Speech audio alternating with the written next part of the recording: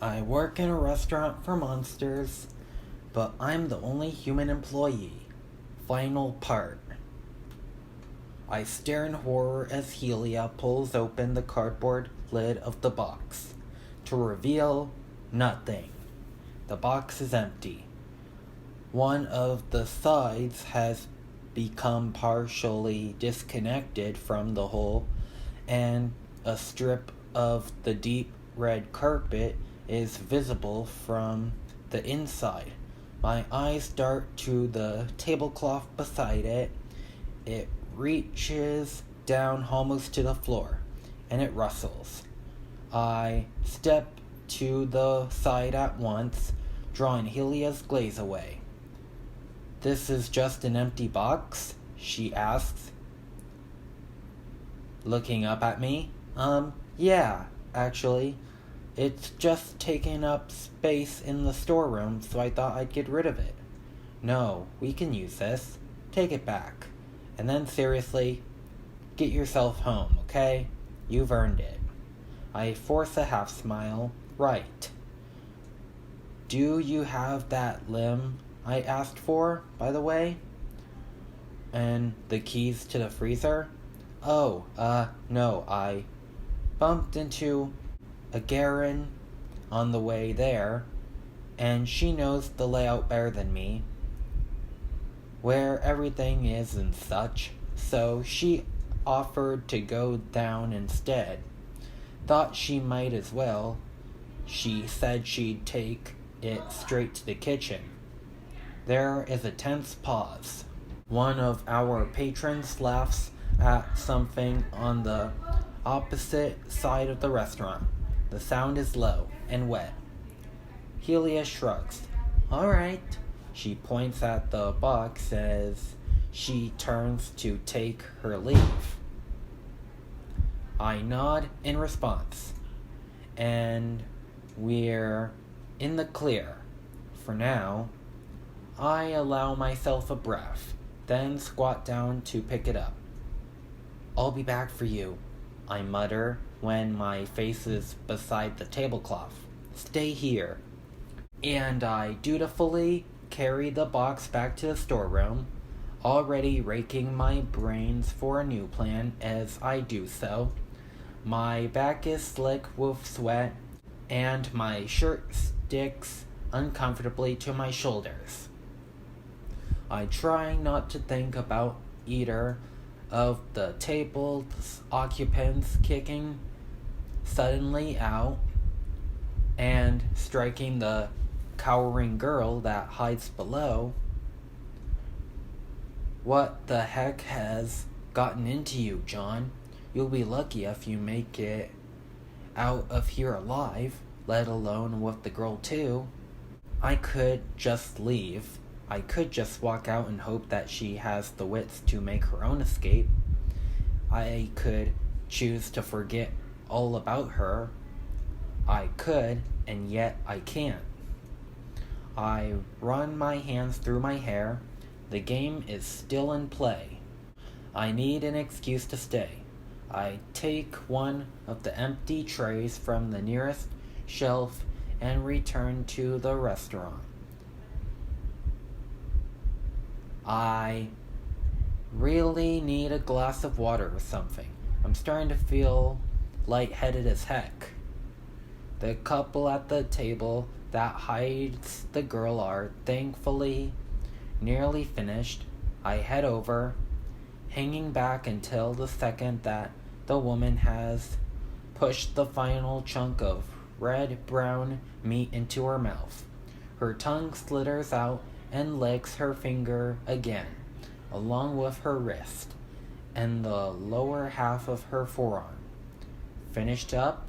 I ask, hastily clearing away the items on the table before I can get a response. "Yes," the man warbles, rubbing his belly. The colors of his suit fade steadily in and out across his semi-scaled skin. Delightful feast. He angrily drinks me in as he speaks. "Anything else I can get you?" I ask, as required, silently praying for a no. No, the man says, looking at his companion. I think we're done here. That'll be all. Right, I reply. I realize I may have been a little hasty with my cleanup and slow down significantly, pausing, waiting, hovering by the table to see if the disgusting creatures are going to get up and leave. But instead, they decide to enter into a conversation. Table items and empty plates in hand, and hovering suspiciously as I am, I have no real choice but to return the items to the kitchen. I don't really know what I'm doing. Now, maybe I could hide, perhaps, or insist I want to stay, help the girl escape when the restaurant is less busy. She's so close to the exit. For now, though, if the cannibals currently sitting at her table would kindly go away, that would be a good start. I push through into the kitchen. I am hit by the wave of sticky warmth. A large chunk of unidentifiable meat rotates slowly over the grill, sizzling and dripping heavy grease as it turns. And there stands Agarin, the waitress, holding a plastic shrink-wrapped arm, arguing with Bert, the chef. What the heck is this? We need a leg. Not a bloody arm, you dummy. He bellows over the corner and into her face. Oh, dang. That's right, the kitchen needed a leg. What did I ask Agarin to retrieve from the freezer? Did you ask her to get a leg or an arm, John? Dang. I definitely asked her to get an arm. There's a joke in there somewhere. My mind races. You idiot, John. You messed up this whole operation, haven't you? What are you going to do now? I stand there in the doorway like a moron, tray in hand. The two engaged in the argument have not yet noticed my presence. Look, says the waitress, her 3 eyes narrowed in defiance. I'm just following orders, okay? John said. John? Freaking John! Since when did you take orders from that meat bag? You know there's really no need for you to cuss so much, Bert. You're not impressing anyone. Heck's sake, he roars. If you want something doing. The veins in the chef's arms bulge as he grinds his teeth, tearing off his apron and striding around the corner, snatching the keys and the plastic-wrapped severed arm from Agarin's hands as he does so. I step quickly to the side and avoid his gaze as he shoves past me, muttering angrily under his breath. I put the tray on the side, ready to be sorted and cleaned, and Agarin makes eye contact with me. She throws out her arms in aspiration. What the heck, John? She says. She looks pretty ticked off. To be fair, I wince and mouth a sorry to her. She shakes her head, but to my great relief, says nothing further. Don't mind Bert, says Gummy, putting a heavy hand on the waitress's shoulder. Actually, Grummy, there was one other thing. Down the freezer. She glances around and pauses, as if unsure as to whether it's wise to share her information. But she beckons him closer. She mutters something into her ear, and that all too familiar fear makes a swift and unwelcome return to my gut. Oh, God. Did she see? Did she notice the missing girl already? Did you even remember to relock the room you found her in, John? I'm not so sure if I did. Gummy's eyes meet mine, and I feel the color drain from my face. It's almost like I can see the cogs and gears turning in my head. There is a long and strained pause. The sounds of clattering pots and pans reverberate through the pillars of steam all around. The chef straightens. "John," he calls from across the kitchen. Another pause. "Yes, Grummy?" I reply. He nods to a dish at the end of the corner. "Helia might have dismissed you, but this is my kitchen. Take this order out and then you're done for the evening. Table 20. Blood rushes into my ears as I step closer, heart hammering, avoiding his glaze as I take the plate in hand along with the order slip. Table 20? But Grummy, this says table 20, John.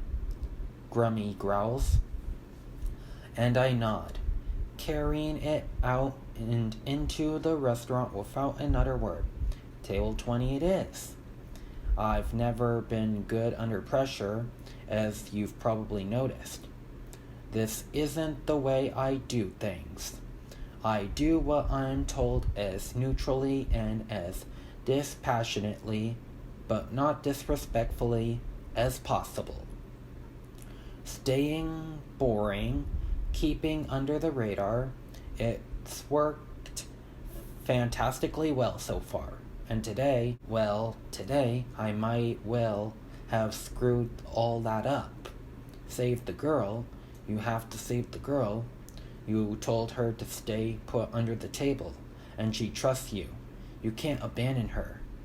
You won't. You have to save the girl. I try not to think about what my shift is going to be like tomorrow. If I even make it to tomorrow, that is. I can't bear it. What's the best case scenario for you, John? The girl escapes, you get home safely, and what? No one noticed she's missing?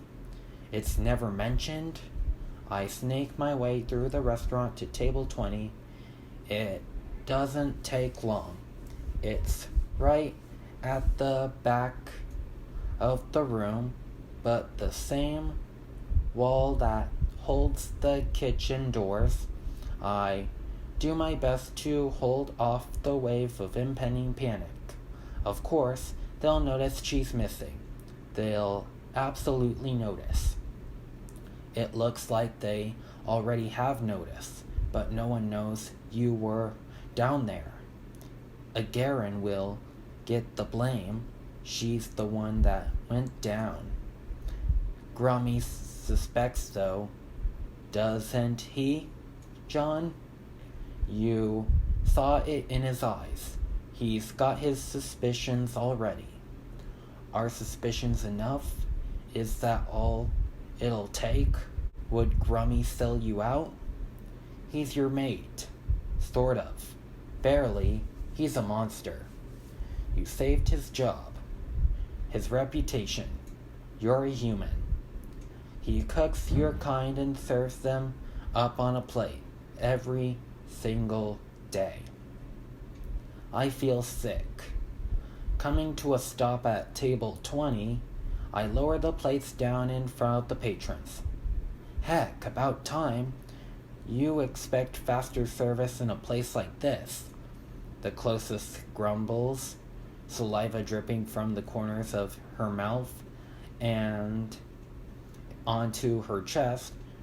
Her companion snorts and edges forward in her seat. One bulging eye fixes on me, the other swings wildly around and down to the meal before her. 2 portions of cut shoulder, one with hawk trimmings. I hope you enjoy. I stand up straight and turn to leave, but the creature to my immediate left grabs the whole of my arm, not just a caress or a subtle grope, but a grab.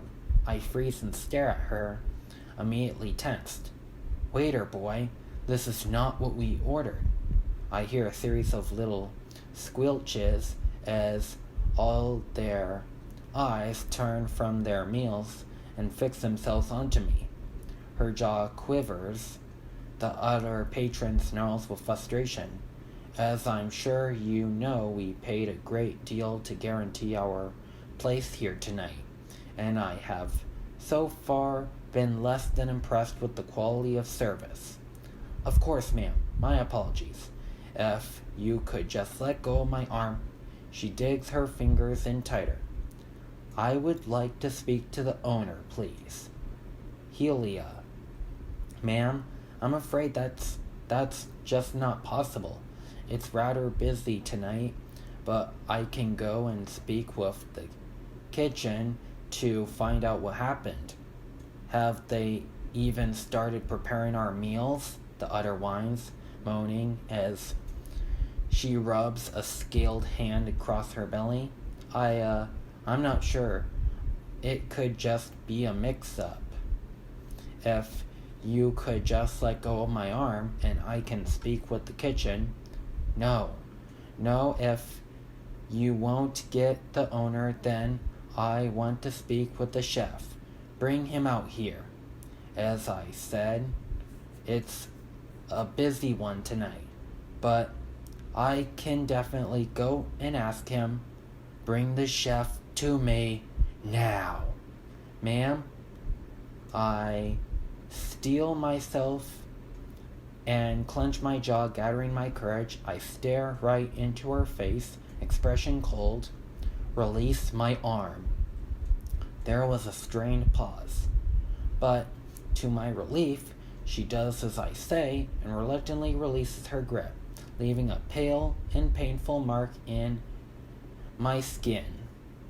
I'll do what I can, I tell her, picking the plates back up and shaking hands and returning to the kitchen, arm throbbing as I do so. The universe is against me tonight, it would seem. I mull over the shattered remains of my plan. I think I'm going to just tell the girl to make a run for it. I'll act surprised when I see her and claim ignorance. If she's fast, she could be able to make it out of the front door in time. Maybe I can help her move from table to table to get a little closer, improve her chances. It's not a great plan, admittedly, but I'm running out of options. I just want her out of the restaurant. I can't breathe here. My thought process is broken by the sight of Bert back in the kitchen. He is holding the leg as requested and mutters to Grummy. I can't hear what he's saying from here over the clamor, but his gestures are wild.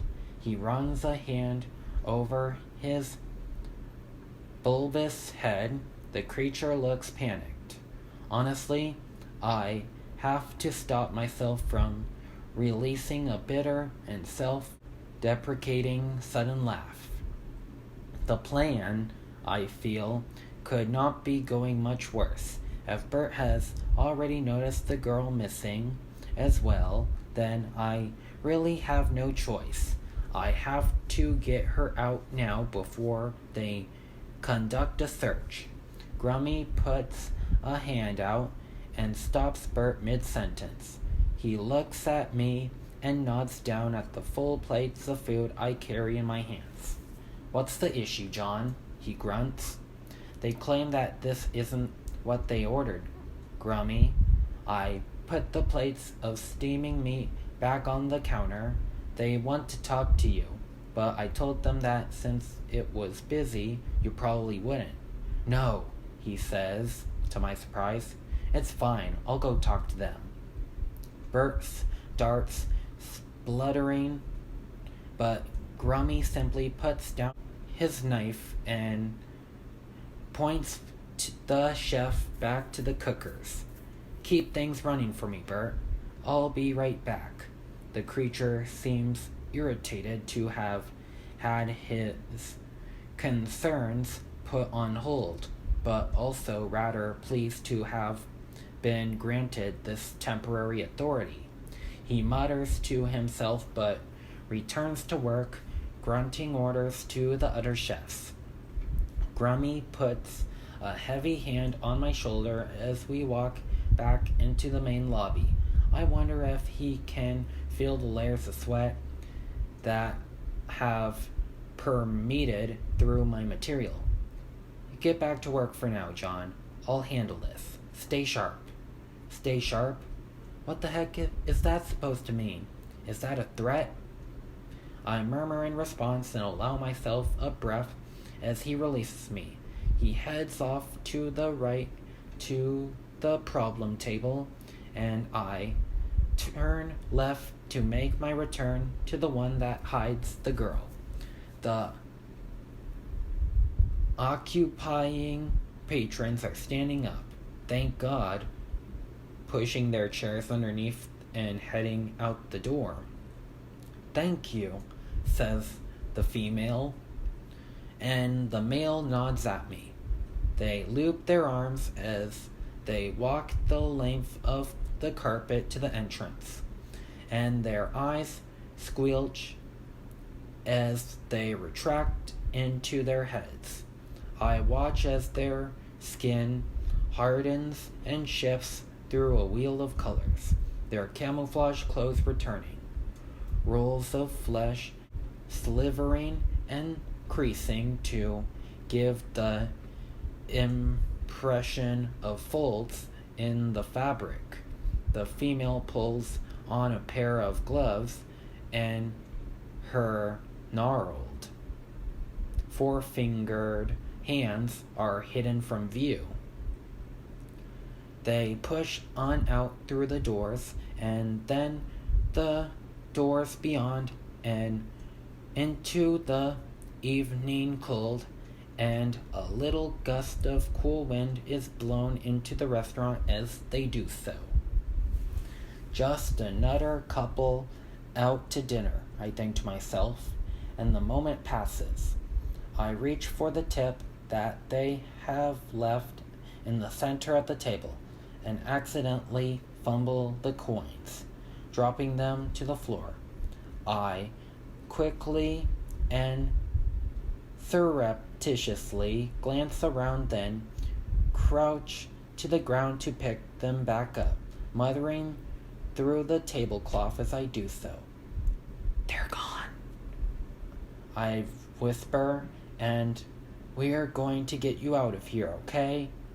I lift up the corner of the tablecloth to see the girl huddled tight between the chairs, staring back at me, wide-eyed and shivering.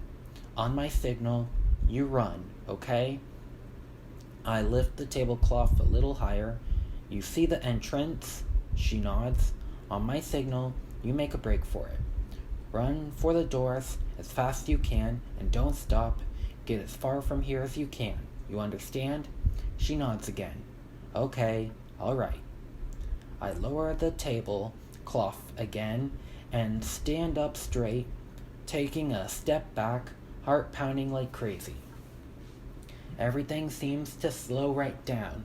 I take in the general murmur of chortling of the cannibals all around, the deep red decor of the restaurant walls and floor, the chomping of jaws and splattering of meats across the tablecloths. I take note of the bustle through the steamy windows to the kitchen at the far end of the room, and I realize that this is it. One way or another, I have acted against my programming and am now, for better or for worse, going to have to deal with the consequences. Here we go. I glance down as the tablecloth stirs. The edge lifts up ever so slightly. I see the girl peer out from below, watching me, waiting for the signal. My heart hammers. I clench my fists, and a voice bellows my name from across the restaurant floor. "John!" comes the roar. I turn to stare at its source, as indeed does everyone else. It's Grummy, anger writ across his face.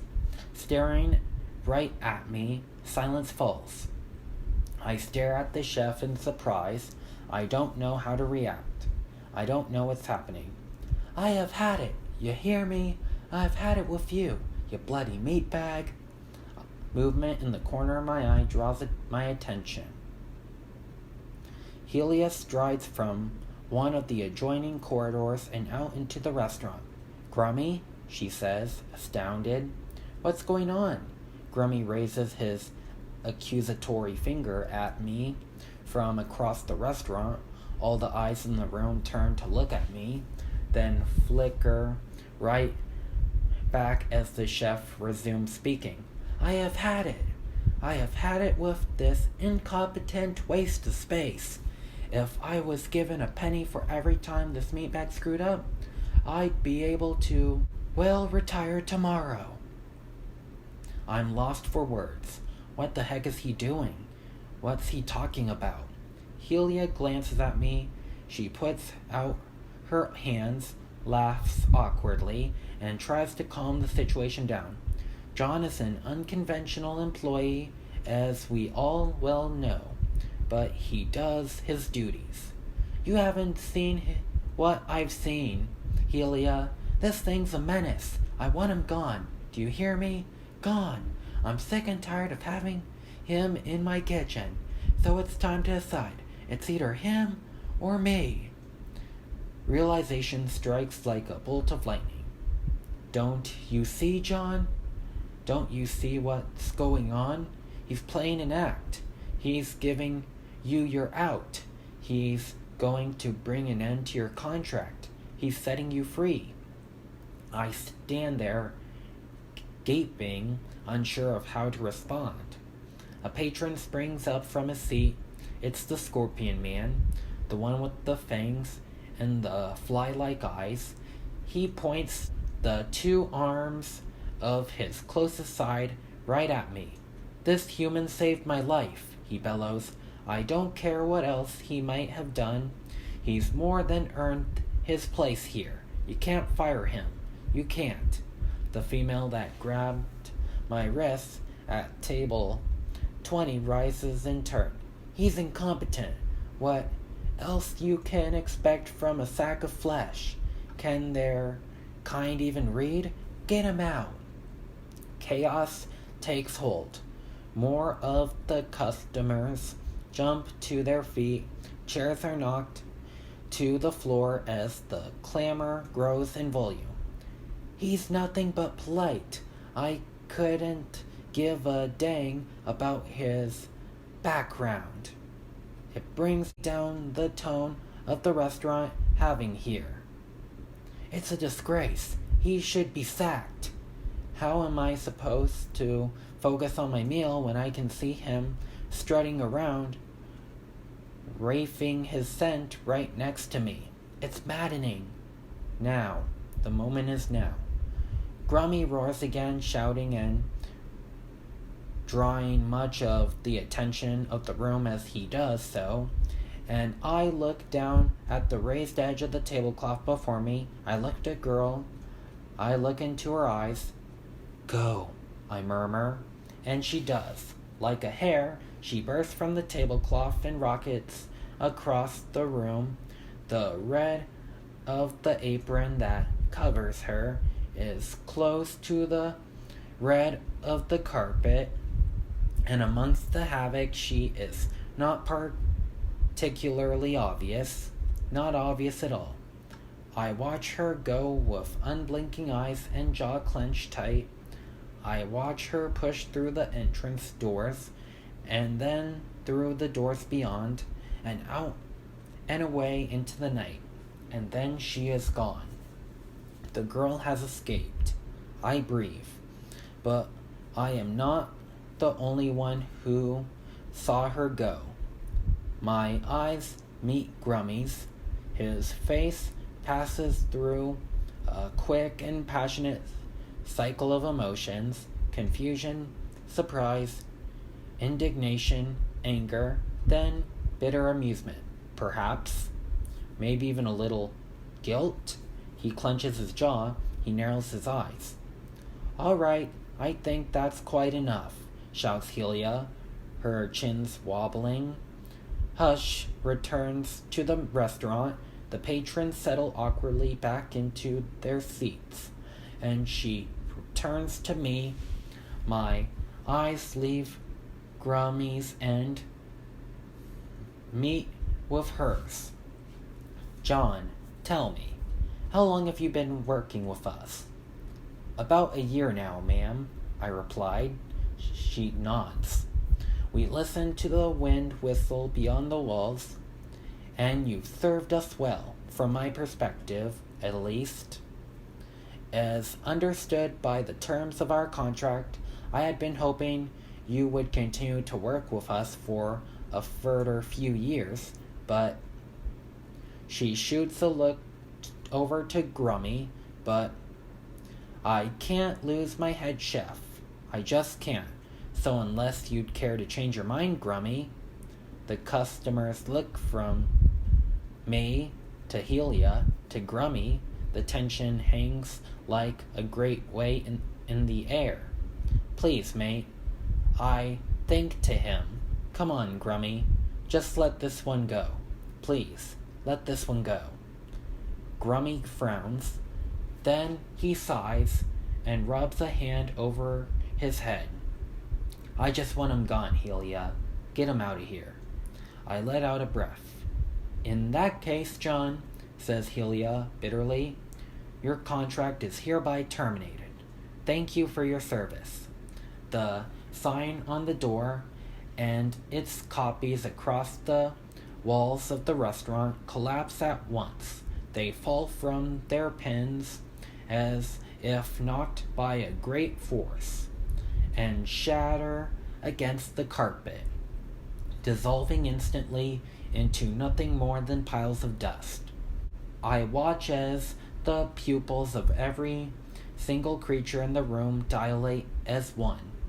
I edge towards the door, taking off my apron as I do so, and hanging it over a nearby chair. "I understand," I reply in a shaking voice. I look to Grummy. "I understand." Still facing the room, I back up and out of the door. "Goodbye," I murmur, as the nearest patrons hungrily lick their lips, saliva bubbling at the edges of their mouths as their lips peel back to reveal the rows of gray-green, blood-stained teeth behind. I push out into the cold of the winter's night, and I run. I run away, and I don't look back. Thus concluded my time as the only human employee of a restaurant for cannibals. And yes, before you say so, I know that they aren't technically cannibals as such, or do I? Because the creatures I served in that terrible place had their own unique sets of monstrous features. They all shared the bulging eyes and the salivating jaws and the semi-scaled skin, but they also shared a myriad of striking human qualities, and not just physical ones either. I haven't written off the possibility that they were humans once, or something like them, long ago perhaps. Food for thought, if you'll pardon the pun. I saw the girl again shortly after my final shift. She was happy to see me. Her name's Erin. By the way, I roughly corroborated the story she gave to her parents and to the police, though I dressed the creatures up as people smugglers rather than flesh-eating monsters. The place was raided within the day, but there was nothing there, just an empty and run-down old building in ruin. Had the restaurant always looked like that, to the untrained eye? Was I simply unable to see it for what it truly was, now that my contract had expired? Or had the restaurant moved on to somewhere else, in another city perhaps? I do not know. I may never know. But as I stand here now on the edge of the street, coat drawn about my shoulders, and emptied a can of gasoline by my feet, I think perhaps that I do not particularly care. As the sun rises on a new morning, I watch the building go up in flames. I watch the fire dance in the windows. I watch the roof collapse in on itself with a burst of thick black smoke. I am free now, yes. But the knowledge of this place of nightmares will haunt me for the rest of my life. I do not know where they acquired the humans for their feasts. I assumed that they had a farm of sorts, at some hidden location maybe. The girl's swift return to her family in the city, however, threw some doubt over that theory. I wonder why Grummy chose to allow me to leave, why he chose to stay silent when he saw the girl escape. I'm thankful for his decision, don't get me wrong, but it troubles me that I am no longer able to consider the creatures I interacted with as simply monsters in black and white. They were monsters, of course, and yet I shake my head. I was around them for far too long indeed. I pick up the empty can of gasoline and walk on into the bright and sparkling dawn of the day. There's work to be done. I need to find myself a new job after all.